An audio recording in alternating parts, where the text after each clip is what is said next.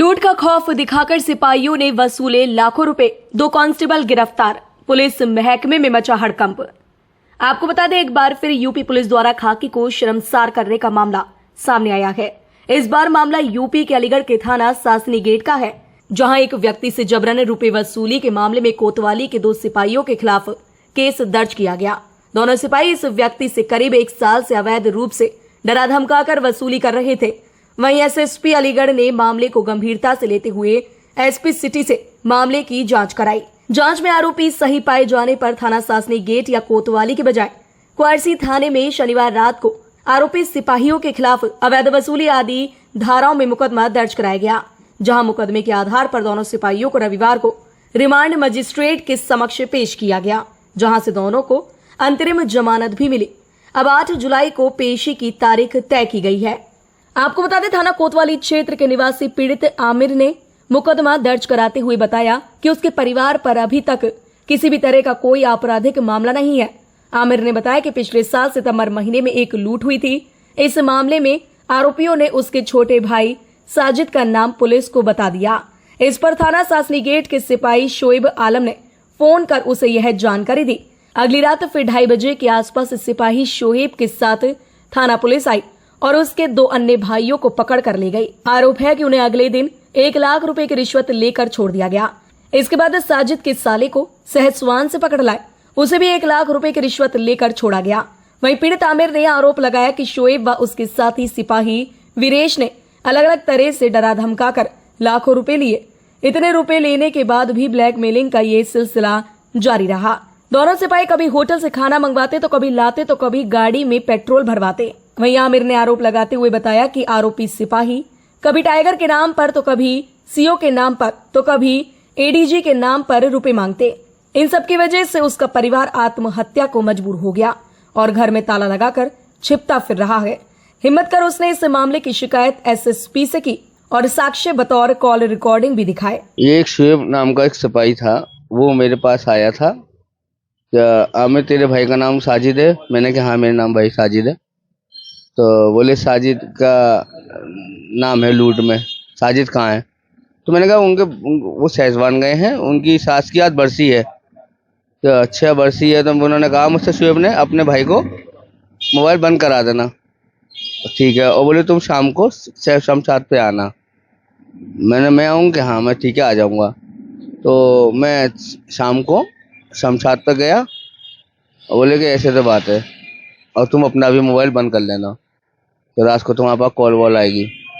फिर मैंने ठीक है, तो मैंने अपना वहाँ से मैं आने के बाद मैंने मोबाइल बंद कर लिया। मोबाइल बंद करने के बाद में उसी रात को फिर मैंने मोबाइल खोल लिया 15 मिनट बाद ही। मोबाइल बंद करने के बाद में एकदम बोले तूने मोबाइल क्यों खोल लिया? मैंने खोल लिया।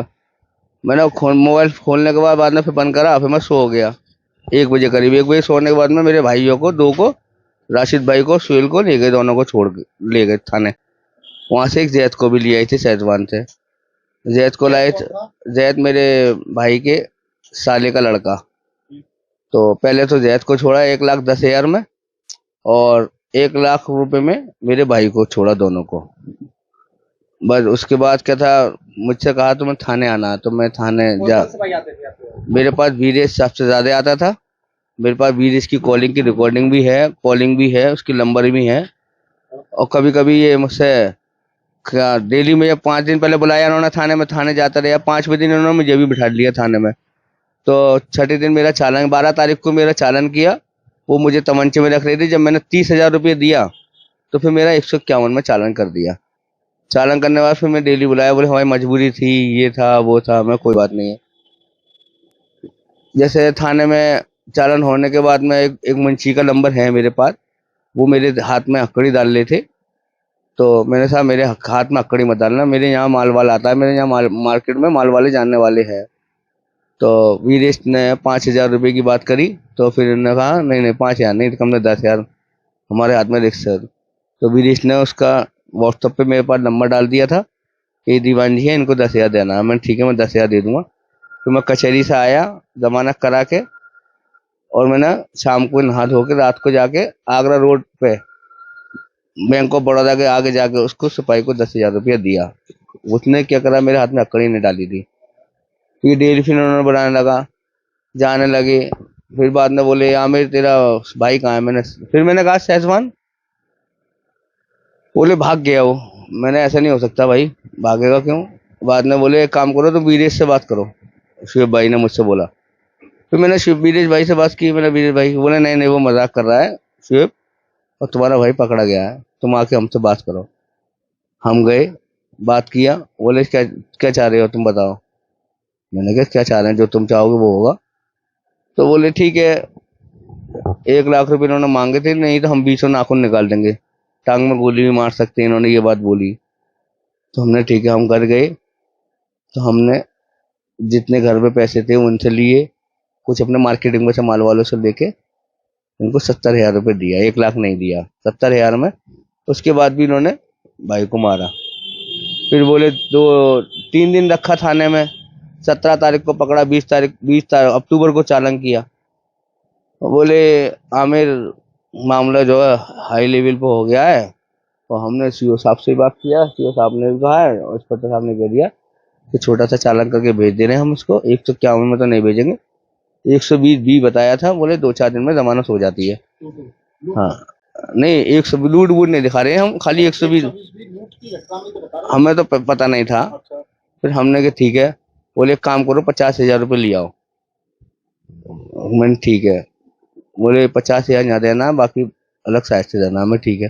किस किस नाम से पैसा लिया उन्होंने? ये आप दे चुके थे? मैं करीब करीब दे चुका हूँ। पैसा तो मेरे पास से गया है करीब 7-8 लाख रुपया, लेकिन जो पैसा गया वो सीओ साहब के माध्यम, सीओ साहब के नाम से भी गया और इंस्पेक्टर साहब के नाम से भी गया था, और ये इन्होंने भी लिया था।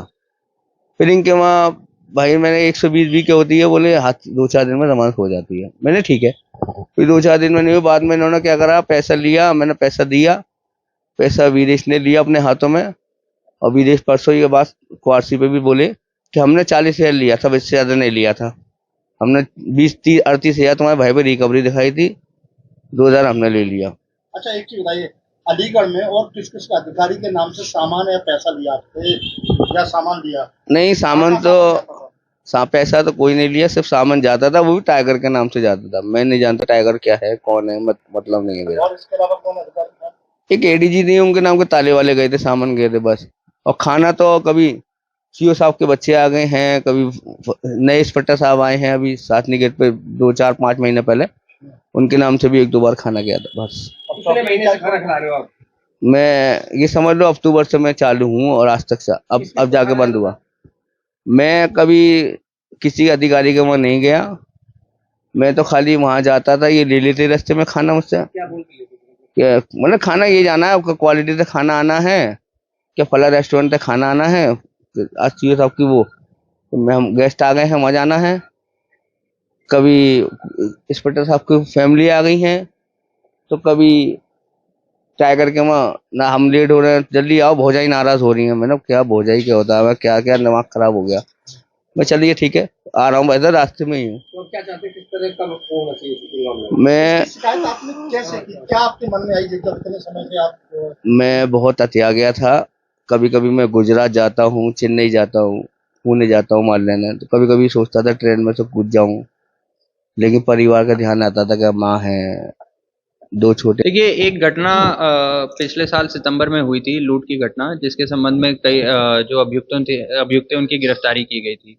उसी घटना का हवाला देते हुए कुछ 2 सिपाही थे सासनी गेट थाने पर, जिनके ऊपर आरोप लगाया गया था कि उन्होंने कई उच्च अधिकारियों का नाम लेते हुए जो अभियुक्त गण थे उनके परिवार से कुछ पैसे लिए और जो है उनको डराया धमकाया। इसी संबंध में जब जांच की गई तो प्रथम दृष्टया पाया गया कि इन आरोप में कुछ आधार है। तो इसी संबंध में क्वारसी थाने पर इन दोनों पुलिसकर्मियों के विरुद्ध अभियोग पंजीकृत किया गया। उसी में उनको रिमांड ली गई और उसमें उनको अंतरिम बेल दी गई है। 8 जुलाई को दोबारा सुनवाई की जाएगी।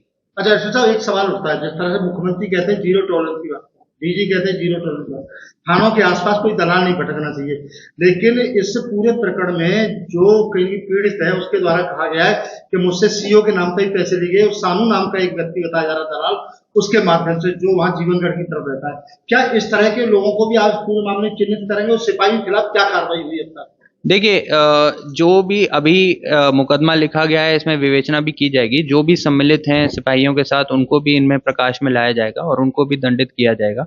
बाकी हर तरह से थानों को और सभी पुलिसकर्मियों को निर्देश दिए गए हैं कि जो भी उच्च अधिकारीगण द्वारा निर्देश दिए गए हैं कि किसी भी तरह का कोई प्रभाव या दबाव किसी के अन्य व्यक्ति द्वारा थानों पर नहीं डाला जाना चाहिए, उसको भी अनुपालन करवाया जा रहा है। उसी क्रम में जब ये घटना संज्ञान में आई तभी हमने एक्शन भी लिया है। उन सिपाही कर्मियों के खिलाफ विभागीय जांच भी की जाएगी और विभागीय कार्रवाई भी उनके विरुद्ध अमल में लाई जाएगी।